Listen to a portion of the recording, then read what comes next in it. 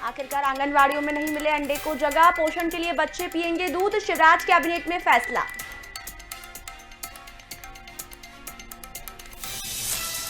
मध्य प्रदेश के हर जिले में शुरू होंगे महिला थाने, 1 मई से जिले के अंदर प्रभारी मंत्री कर सकेंगे स्थानांतरण, शिवराज कैबिनेट का फैसला।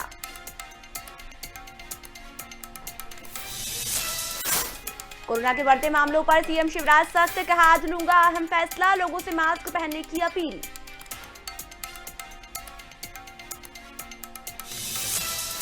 बंगाल में आज रैलियों का रैला, बीजेपी से नड्डा और योगी की मैराथन सभाएं, ममता बनर्जी भी कई जगह भरेगी हुंकार।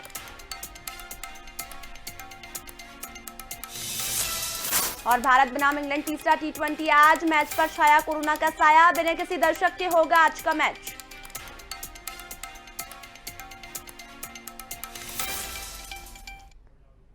नमस्कार, स्वदेश न्यूज देख रहे हैं आप और मैं हूं आपके साथ वागीशा। अब खबरों की शुरुआत करते हैं। आहार में अंडे को न, आंगनवाड़ियों में नहीं मिली अंडे को जगह, तो ये बड़ी खबर मैं आपको बता रहे हैं, जहां अंडे को आंगनवाड़ी में जगह नहीं मिली है।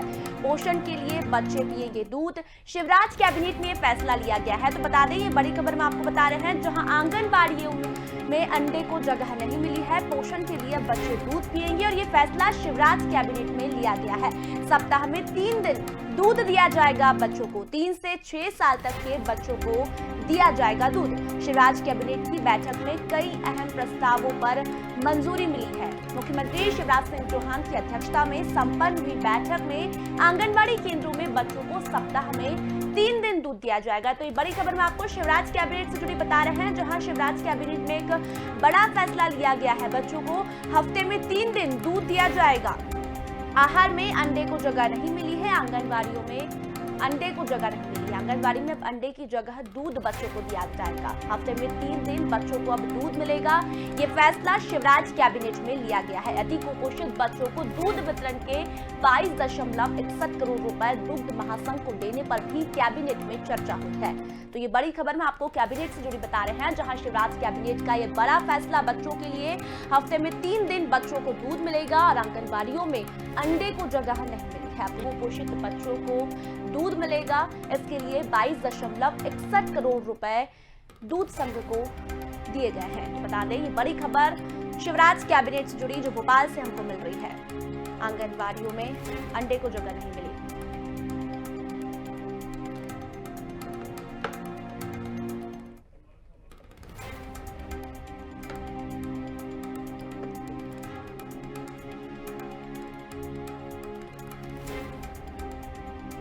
और इसी बीच सीधे लेकर चलते हैं आपको पश्चिम बंगाल की कुरुलिया, जहां मुख्यमंत्री योगी आदित्यनाथ जनसभा को संबोधित कर रहे हैं और चुनावी रैली में अपनी हुंकार भर रहे हैं। বন্ধু, আজকে লড়াইটা আমাদের কুর্সি দখল করার লড়াই নয়, লড়াইটা আমাদের ক্ষমতা দখল করার লড়াই নয়। আজকে আমরা লড়াই করছি পশ্চিমবঙ্গে গণতন্ত্র রক্ষার জন্য লড়াই। আগামী দিনে পশ্চিমবঙ্গে গণতন্ত্র থাকবে কি থাকবে না, লড়াইটা আমাদের সেই জায়গায়।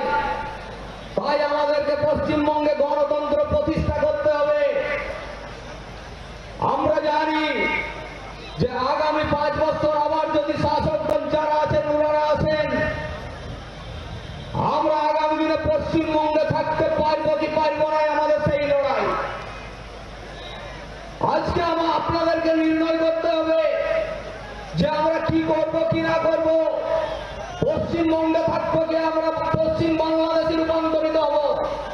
আজকে আমাদের লড়াইটা সেই লড়াই। আজকে আপনারা জানি যে পঞ্চায়েত নির্বাচনের পরে এবং পঞ্চায়েত নির্বাচনের শুরু থেকে এখনো পর্যন্ত ভারতীয় জনতা পার্টি গোটা পশ্চিমবঙ্গ ব্যাপী 135 জন কার্যকর্তাকে আমাদের তৃণমূলের গুন্ডা বাহিনী দ্বারা হত্যা করা হয়েছে।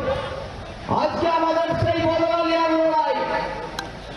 ওনাদের কি অপরাধ ছিল? ওনাদের অপরাধ একটাই ছিল যে ওনারা ভারতীয় জনতা পার্টি করতেন। ওনাদের অপরাধ একটাই ছিল যে ওনার পদ্ম ফুলকে বুঝতে আঁকড়ে জড়িয়েছিলেন। ওনাদের অপরাধ একটাই ছিল যে ওনারা পশ্চিমবঙ্গে গণতন্ত্র রক্ষার জন্য লড়াই করছিলেন। তাই আজকে আমাদের পশ্চিমবঙ্গে গণতন্ত্র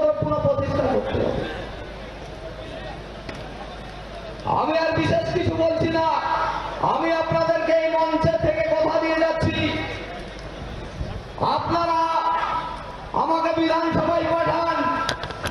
বহরমপুর বিধানসভার মানুষের, বহরমপুরের জনগণের আমি মাথা নিচু করতে দেব না। আমি কথা দিয়ে যাচ্ছি, বহরমপুরের মানুষের মাথা আমি নিচু করতে দেব না। বহরমপুরের মানুষের মাথা যেভাবে উঁচু আছে সেইভাবেই উঁচু থাকবে। এই কথা বলে সকলকে আমি আবার আন্তরিক অভিনন্দন, শুভেচ্ছা এবং নমস্কার জানিয়ে আমার বক্তব্য আমি শেষ করলাম। ধন্যবাদ। ধন্যবাদ। বানেশ্বরটাকে আমরা জেতাবো তো? কত মতে? 50,000? 50,000 তো? এরপর আপনাদের সামনে বক্তব্য রাখার জন্য অনুরোধ করছি আপনাদের সুপরিচিত নেতা, আমাদের পশ্চিমবঙ্গের সাধারণ সম্পাদক, হাওড়া হুগলি জোনের অবজারভার, পুরুলিয়া জেলার লোকপ্রিয় সাংসদ সম্মানীয় জ্যোতির্ময় সিং মাহাতো মহাশয়কে। জ্যোতির্ময় দা।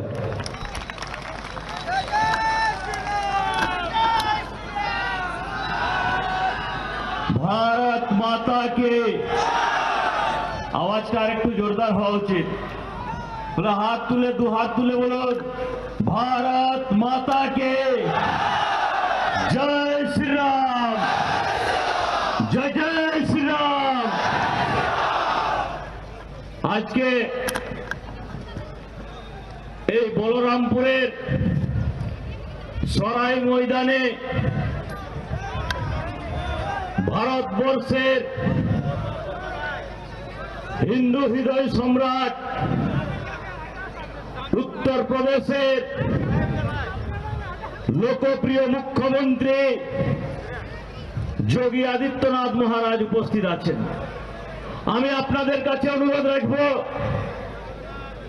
কি মাননীয় যোগী আদিত্যনাথ মহারাজের জন্য জোরদার হাততালি দিয়ে তাকে আমরা স্বাগত জানাবো।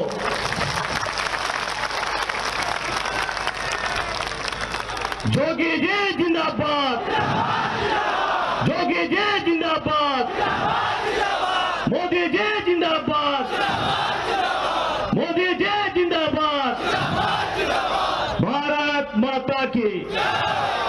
উপস্থিত আছেন আমাদের পুরুলিয়া জেলার লড়াকু নেতা, যে কোনো বিরোধী দলের সব থেকে আজও পর্যন্ত 73 বছরের ইতিহাসে রেকর্ড করা, যার নেতৃত্বে রেজাল্ট হয়েছে পঞ্চায়েত থেকে লোকসভা পর্যন্ত, যে জেলা সভাপতি, তিনি উপস্থিত আছেন মাননীয় বিদ্যাসাগর চক্রবর্তী মহাশয়। বিদ্যাসাগর তার জন্য আমরা জোরদার তালি দেব। উপস্থিত আছেন যাদের নেতৃত্বে, যাদের কুশল কলা কৌশলের সংগঠনের মাধ্যমে এই জেলার সংগঠন শূন্য থেকে আজকে বিধানসভা লোকসভা পৌঁছার অবস্থায় পৌঁছেছে। দুই সাধারণ সম্পাদক বিবেক রাঙ্গা মহাশয় এবং শঙ্কর মাহাতো মহাশয়, এবং যার নাম না করলেই নয়, যে এখানের ভূমিপুত্র, যাকে জেতানোর জন্য আপনারা সকলেই উঠে পড়ে লেগে আছেন, আমাদের জেলার অন্যতম সম্পাদক, এখানের লড়াকু নেতা সম্মানীয় বানেশ্বর মাহাতো মহাশয়। পিছনে উপস্থিত আছেন আমাদের জেলার অন্যতম সহসভাপতি রবীন সিং দেব, ওবিসি মোর্চার নেতা সুভাষ মাহাতো, যুব মোর্চার নেতা নীলোৎপল সিং, ওবিসি মোর্চার আরেক নেতা সঞ্জীব মাহাতো এবং শহীদ পরিবার উপস্থিত আছেন। এবং সামনে যারা আছেন ভারতীয় জনতা পার্টির কার্যকর্তা, বিভিন্ন গ্রাম থেকে আগত কর্তব্যরত পুলিশ কর্মী, সংবাদদাতা বন্ধু, আমার আওয়াজ যতদূর যাচ্ছে দোকানদার বন্ধু, কর্তব্যরত পুলিশ কর্মী এবং পথ চলতি মানুষ, সকলকেই আমার গৌরব অভিনন্দন, নমস্কার, জোহার। বন্ধুগণ, আমি আমার ভাষণ দীর্ঘায়ু করব না, কারণ আমাকে মাঝে মধ্যেই শুনেন, আপনাদের সঙ্গে মেলামেশা আমি করতে থাকি। আজকে তো আপনারা শোনার জন্য এসেছেন মাননীয় যোগীজি মহারাজকে, তবু আমি 2 মিনিট বলছি। একটু আগে আমাদের প্রার্থী বললেন কি এই লড়াই, এই ভোট শুধুমাত্র ক্ষমতা দখলের জন্যই ভোট নয় বন্ধু, গণতন্ত্র বাঁচানোর ভোট। আমি বলবো শুধু গণতন্ত্র বাঁচানোর জন্যই ভোট নয়, এই ভোট ভারতবর্ষকে বাঁচানোর জন্য বন্ধু, এই ভোট পশ্চিম বাংলাকে বাঁচানোর জন্য, আমাদের রক্ষার জন্য এই ভোট। এই ভোটেই নির্ধারিত হবে আগামীকালে আমরা পশ্চিম বাংলাতে থাকবো কিনা বন্ধু, যে বর্তমান পরিস্থিতি পশ্চিম বাংলাতে হয়ে আছে। এই ভোটের মাধ্যমেই নির্ধারিত হবে কি 24 পরগনা এরিয়াতে যে অবস্থা আছে আজকে দেখে আসুন মালদা মুর্শিদাবাদ এরিয়াতে যেখানে কিরকম সমস্যায় আছে সাধারণ মানুষ। আজকে আমরা দেখতে পাচ্ছি পঞ্চায়েত নির্বাচন থেকে আমাদের এখানে পুরুলিয়া জেলায় 6 জন সমেত 150 জন ভারতীয় জনতা পার্টির কার্যকর্তাকে মৃত্যুর সঙ্গে বিলীন করে দিয়েছে বন্ধু এই তৃণমূল কংগ্রেসের গুন্ডা বাহিনী। যদি আগামী দিনে ভারতীয় জনতা পার্টির ক্ষমতায় না আসে, আমরা দেখতে পাবো যেরকম সিরিয়ায় চলছে, যেরকম পাকিস্তানে চলছে, যেরকম বাংলাদেশে চলছে, সেই রকম এই পশ্চিম বাংলাকে করার জন্য তিলে তিলে তিলে তিলে পিসি এবং তার ভাইপো এগিয়ে চলেছে বন্ধু, এগিয়ে চলেছে। আমরা সকলেই জানি, দিদি বলছেন জঙ্গলমহল হাসছে, পাহাড় হাসছে। সিপিএম যেরকম 34 বছর শোষণ করে জঙ্গলমহল তারা পশ্চিম বাংলাকে শেষ করে দিয়েছে, সেটাকেই ম্যারাথন হিসাবে তার মশাল নিয়ে দিদি 10 বছর দৌড়েছেন বন্ধু, 10 বছর দৌড়েছেন। জলের হাহাকার এখানে, উন্নয়ন বলে কিছুই নাই। হাসপাতালের যা বর্তমান পরিস্থিতি, স্কুল আছে তো শিক্ষক নেই, হাসপাতালে রোগী আছে তো ডাক্তার নেই, ডাক্তার আছে তো ওষুধ নেই। আজকে পানীয় জলের যা সমস্যা জঙ্গলমহল তথা পুরো পুরুলিয়া পশ্চিম বাংলার, আমার মনে হয় পুরুলিয়া বাঁকুড়া মেদিনীপুর এইসব এরিয়াতে আমরা দেখি 2-2 কিলোমিটার 3-3 কিলোমিটার মায়েরা বোনেরা পানীয় জলের জন্য যায় বন্ধু। দিদি আপনার উন্নয়ন গেল কোথায়? ভারত সরকার থেকে 4,48,214 কোটি টাকা এই 6.5 বছরে দেওয়া হয়েছে মোদিজির সরকার থেকে, কিন্তু প্রত্যেক দিনেই শোনা যায় কি আমাদেরকে কোনো সহযোগিতা করছে না, কোনো আমাদের কাছে কাজ নেই, কিছুই নেই। আমি আপনাদের কাছে সংবাদদাতার মাধ্যমে আমি রেকর্ডের হিসেবে বলছি, যে টাকা এসছে শুধুমাত্র খেলা মেলা আর কিছু তৃণমূলের গুন্ডা বাহিনীর কাটমানি ছাড়া আর কিছুই হয়নি বন্ধু, আর কিছুই হয়নি। সেই জন্য আগামী দিনে পশ্চিম বাংলাকে ধরে রাখার জন্য, পুরুলিয়ার উন্নয়নের জন্য, এই বলরামপুরের উন্নয়নের জন্য, জঙ্গলমহলের উন্নয়নের জন্য বানেশ্বর মাহাতোকে পদ্মফুল চিহ্নে ভোট দিয়ে মাননীয় প্রধানমন্ত্রী নরেন্দ্র ভাই মোদীর নেতৃত্বে পশ্চিম বাংলাতে যেন আগামী দিনে সরকার হয়, সেই জন্য আপনাদের কাছে আমি দুহাত জোড় করে আশীর্বাদ চাইছি বানেশ্বর মাহাতো এবং মোদীজির জন্য। আপনাদেরকে আমি অনুরোধ করে যাচ্ছি কি বানেশ্বর মাহাতোকে বিপুল ভোটে জয়যুক্ত করে আপনারা মোদীজির হাত শক্ত করুন। এই বলে আমার বক্তব্য এখানে শেষ করছি। ভারত মাতা কে জয় শ্রীরাম, জয় শ্রীরাম। মোदी जी जिंदाबाद, যোগী জি জিন্দাবাদ। অনেক অনেক ধন্যবাদ আমাদের লোকপ্রিয় সাংসদ সম্মানীয় জ্যোতির্ময় সিং মাহাতো মহাশয়কে। এরপর আপনারা যে অধীর আগ্রহে আছেন যাকে শোনার জন্য, তো শোনার আগে আপনাদের কাছে একটা অনুরোধ, সবাই দাঁড়িয়ে দু হাত তুলে জয় শ্রীরাম জানিয়ে ওনাকে সম্মান জানাবো। জানাবো তো? তাহলে দু হাত মুঠা করে সোজা করে বলুন জয় শ্রীরাম, জয় শ্রীরাম, জয় জয় শ্রীরাম। আমি আপনাদের কাছে বক্তব্য রাখার জন্য অনুরোধ করছি, যাকে সারা ভারতবর্ষের সাথে সাথে সারা বিশ্বে এক বাক্যে চিনে হিন্দু সম্রাট হিসাবে, সেই হিন্দু সম্রাট আমাদের হিন্দুদের আইকন উত্তরপ্রদেশের মুখ্যমন্ত্রী সম্মানীয় যোগী মহারাজ জি মহাশয়কে। যোগীজি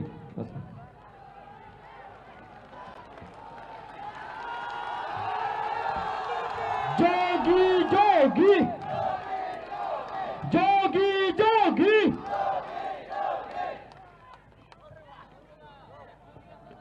भारत माता की, भारत माता की, भारत माता की, भारत माता की।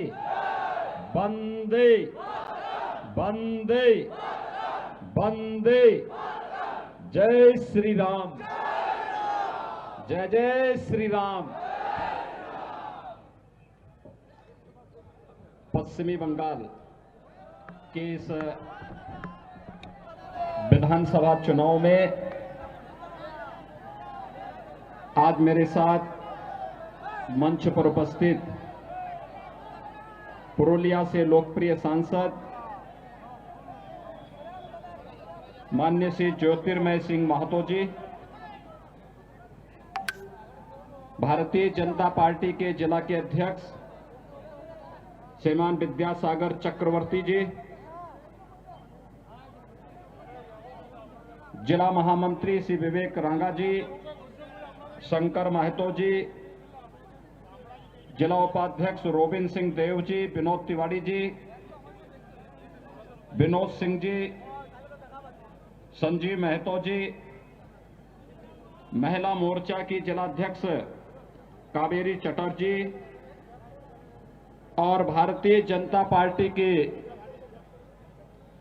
लोकप्रिय प्रत्याशी श्री बानेश्वर महतो जी और तमाम बाधाओं को तोड़ते हुए इस सभा में उपस्थित हजारों की संख्या में यहां पर उपस्थित इस विधानसभा क्षेत्र से जुड़े हुए सभी उपस्थित भाइयों बहनों, मैं आप सबका हृदय से अभिनंदन करता हूं, स्वागत करता हूं। मेरे लिए यह अत्यंत महत्वपूर्ण है कि मैं स्वयं मर्यादा पुरुषोत्तम भगवान श्री राम और लीलाधारी भगवान श्री कृष्ण की पावन धरती से परमहंस राम कृष्ण जी की इस पावन धरती पर आया हूं। इसके लिए मैं आप सबका हृदय से अभिनंदन करता हूं, स्वागत करता हूं।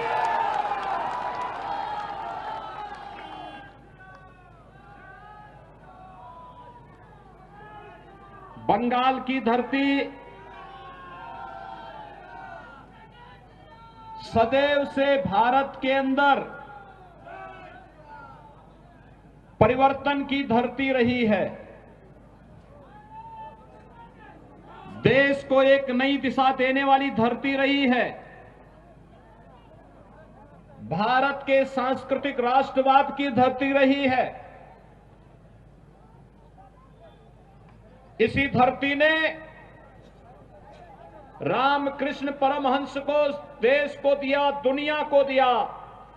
स्वामी विवेकानंद को इस धरती ने दिया। गुरुदेव रविंद्रनाथ टैगोर को इस धरती ने दिया। और देश के अंदर देश की आजादी को अपनी क्रांति के ज्वार से एक नई ऊंचाई तक पहुंचाने वाले देश के स्वाधीनता आंदोलन के हीरो नेताजी सुभाष चंद्र बोस भी तो इसी धरती ने देश को दिया था।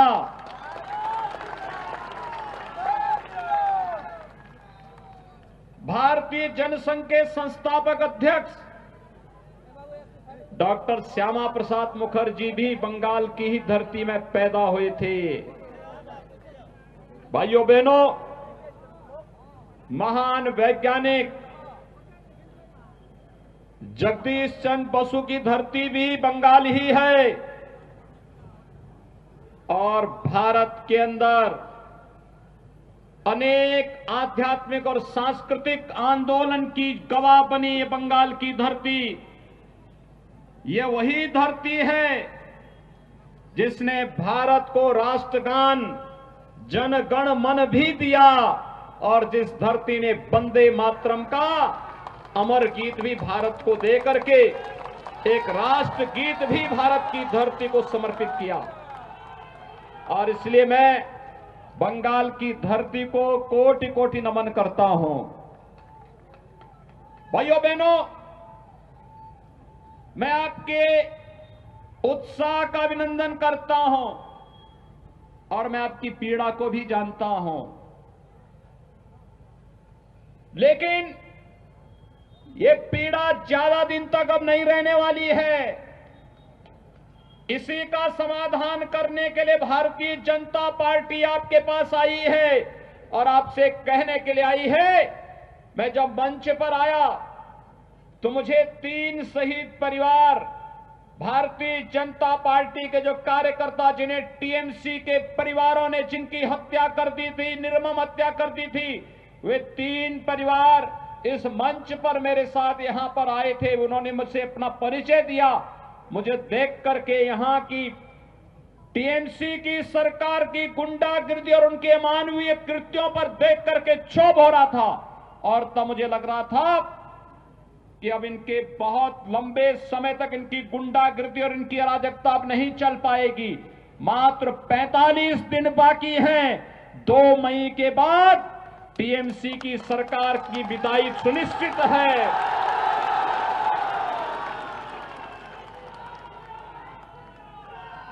ये तीनों परिवार, मोनिका कुमार,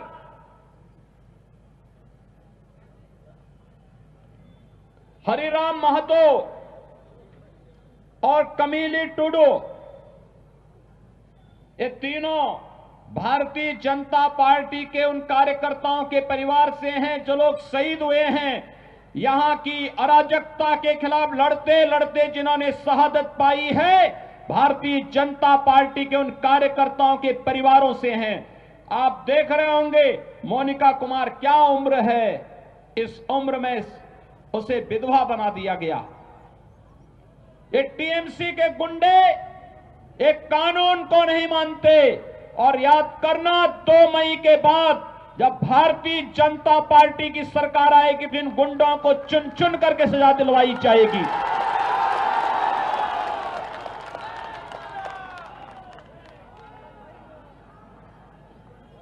श्रीमती कमीली टुडू को देखो, इस उम्र में भी उसके साथ, और श्री हरिराम महतो, जिनके परिवार के सदस्य की हत्या इसलिए कर दी थी क्योंकि वो चाहते थे कि यहां पर बंगाल के अंदर बंगाल के गरीबों को भी शासन की सुविधा का लाभ मिलना चाहिए, और ये कार्य भारतीय जनता पार्टी कर सकती है। इसलिए टीएमसी के गुंडों ने उनकी निर्मम हत्या कर दी थी। भाइयों बहनों, यह अराजकता बहुत दिनों तक नहीं चलेगी, और इसीलिए आज आप सबका आह्वान करने के लिए मैं आया हूं। याद करिए, 2019 में भी मैं यहां आया था, और पुरुलिया में तब मेरे कार्यक्रम को यहां की मुख्यमंत्री ने उस पर पाबंदी लगा दी थी, मेरा हेलीकॉप्टर नहीं उतरने दिया था।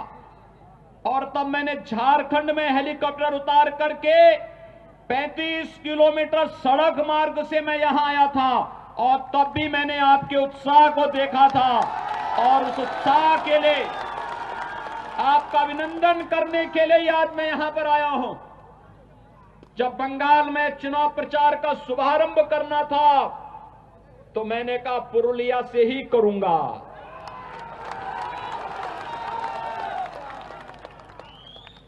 पुरुलिया से ही इसकी शुरुआत करूंगा।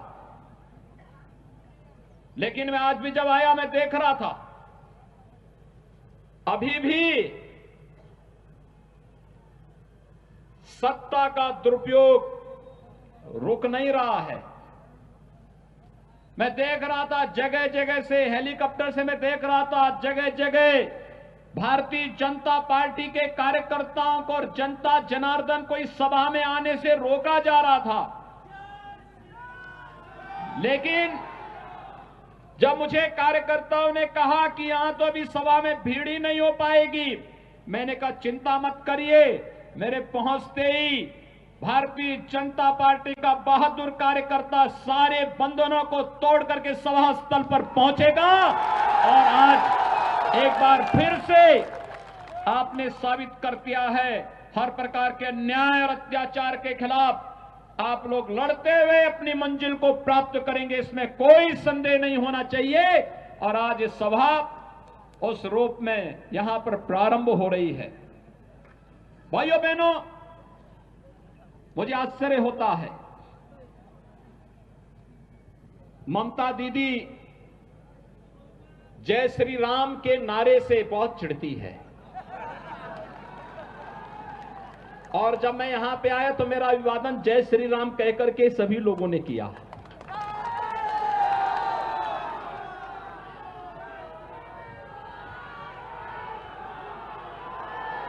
मुझे आश्चर्य होता है।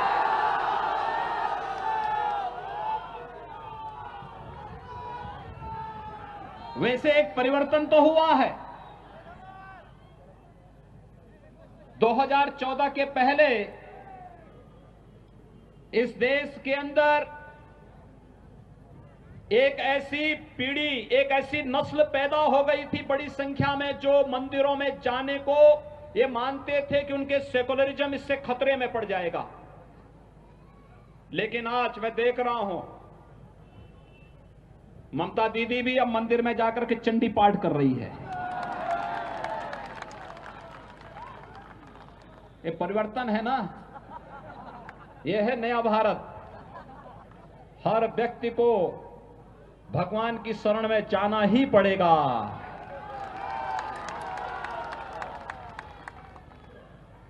वैसे कांग्रेस के नेता राहुल जी भी चुनाव के समय मंदिर मंदिर जाते हैं, और एक जगह तो मंदिर में ऐसे बैठ गए कि उनको पुजारी को टोकना पड़ा, कह रहे ये मंदिर है, आसन ठीक ढंग से बैठिए। वो ऐसे बैठ रहे थे जैसे कोई नमाज पढ़ने के लिए बैठता है। तो पुजारी को समझाना पड़ा, कहा भाई ये मंदिर है, पवित्र स्थान है, और यहां की पवित्रता और यहां की मर्यादा का ख्याल रखो।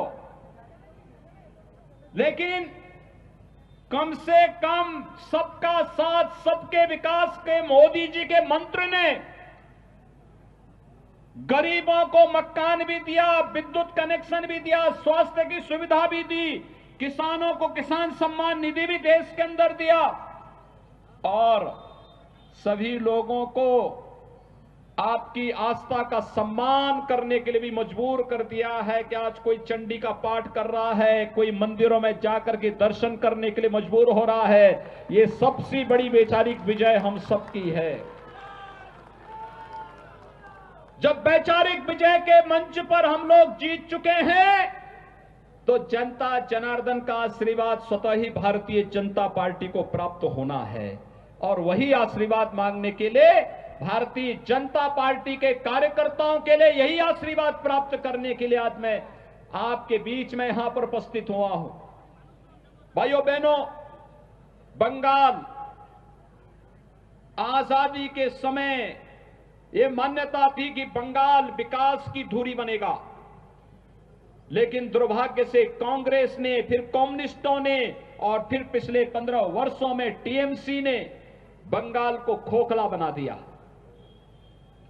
बंगाल में गरीबी की दर बढ़ती गई, बेरोजगारी की दर बढ़ती गई। यहां पर पार्टी विशेष के कार्यकर्ताओं की गुंडागर्दी ने अव्यवस्था और अराजकता का एक तांडव किया।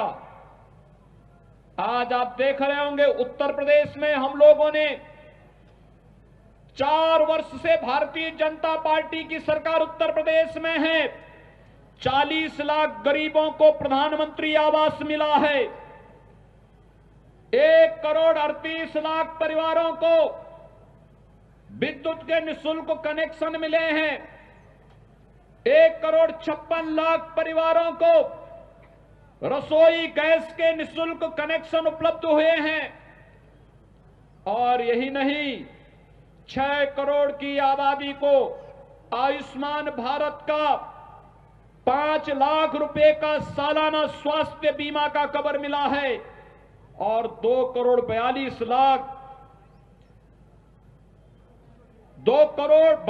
लाख किसानों को प्रधानमंत्री किसान सम्मान निधि का लाभ अकेले उत्तर प्रदेश में मिला है। भाइयों बहनों, उत्तर प्रदेश जैसे बड़े राज्य में इतनी सुविधाएं मिल सकती हैं, तो बंगाल में क्यों नहीं? बंगाल में टीएमसी की सरकार जनता को इन विकास की सुविधाओं से वंचित करना चाहती है, इन सुविधाओं को नहीं लेने देना चाहती है। और यही कारण है विकास के मोर्चे पर बंगाल पिछड़ता गया, यहां गरीबी बढ़ती गई, बेरोजगारी बढ़ती गई। और आज इसीलिए प्रधानमंत्री मोदी जी के आह्वान पर, अमित शाह जी के, गृह मंत्री अमित शाह जी के आह्वान पर, भारतीय जनता पार्टी के राष्ट्रीय अध्यक्ष माननीय श्री जगत प्रकाश नड्डा जी के आह्वान पर भारतीय जनता पार्टी का एक एक कार्यकर्ता बंगाल के नागरिकों को न्याय देने के लिए एक बार फिर से इस चुनावी समर में सबके सामने आया है। और मैं आप सबका आह्वान करना चाहूंगा, बंगाल को टीएमसी, कांग्रेस और कम्युनिस्टों की गुंडागर्दी का अड्डा नहीं बनने देना है। और इसके लिए हमें एक बार फिर से अंगड़ाई लेनी पड़ेगी। भाइयों बहनों, मुझे आश्चर्य होता है, यहां का टीएमसी की सरकार पिछले 15 वर्षों से गौ तस्करी करके गौ माता को बंगाल पहुंचा देती है, कटने के लिए पहुंचा देती है। उत्तर प्रदेश में हम गौ तस्करी भी नहीं होने देते और गाय को कटने भी नहीं देते हैं। मैं पिछले दिनों टीएमसी के एक मंत्री का बयान पढ़ रहा था, वो बेशर्मी के साथ गाय को काटने की वकालत कर रहा था। पता नहीं क्यों ममता दीदी ने उसे अपने मंत्रिमंडल में रखा था, उसको उसी दिन बर्खास्त करके बाहर का रास्ता दिखाना चाहिए था। लेकिन क्योंकि उनकी नेता स्वयं ही इस बात के लिए उनको प्रश्रय देती है, यहां पर अवैध घुसपैठ के कारण पश्चिमी बंगाल में और खासतौर पर इस सीमावर्ती क्षेत्रों में यहां के गरीबों का राशन अवैध रूप से घुसपैठ करने वाले लोग खा जाते हैं और यहां का गरीब देखता ही रह जाता, उसको सुविधा का लाभ नहीं मिल पाता है। लेकिन भारतीय जनता पार्टी आज आपके सामने इन सभी समस्याओं का समाधान लेकर के आई है। और इसलिए मेरी आप सबसे अपील है, भारतीय जनता पार्टी के प्रत्याशी श्री बानेश्वर महतो को भारतीय जनता पार्टी ने अपने प्रत्याशी के रूप में आपके बीच में उतारा है। और मेरी आप सबसे अपील है, भाइयों बहनों, श्री बानेश्वर महतो एक जुझारू कार्यकर्ता है, आपके लिए लड़ाई लड़ने की क्षमता रखता है। यहां के सांसद श्री ज्योतिर्मय सिंह महतो के साथ मिलकर के विकास के कार्यों को एक नई ऊंचाइयों तक पहुंचाने का कार्य करेगा। और इसके लिए श्री बानेश्वर महतो को भारतीय जनता पार्टी ने अपना प्रत्याशी बनाकर के आपके बीच में उतारा है।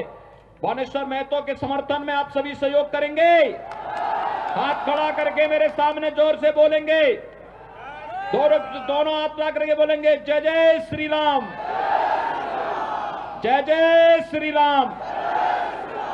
कमल चुनाव चिन्ह पर बानेश्वर महतो को भारी बहुमत से विजयी बना करके पश्चिमी बंगाल विधानसभा में भेजे।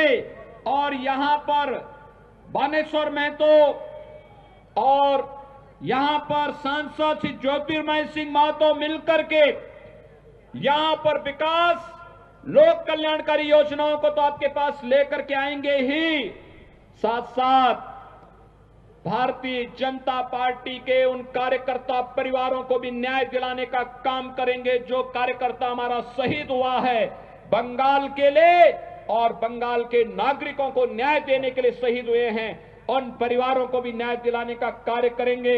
मैं एक बार फिर से आप सबका हृदय से अभिनंदन करता हूं। बंगाल की सांस्कृतिक राष्ट्रवाद की धरती को कोटि कोटि नमन करते हुए भारतीय जनता पार्टी को भारी बहुमत से विजयी बनाने की अपील आप सबसे करते हुए अपनी वाणी को देता हूं विराम। जय जय श्री राम, जय जय श्री राम। অনেক অনেক ধন্যবাদ আমাদের যোগী মহারাজ জিকে। আমরা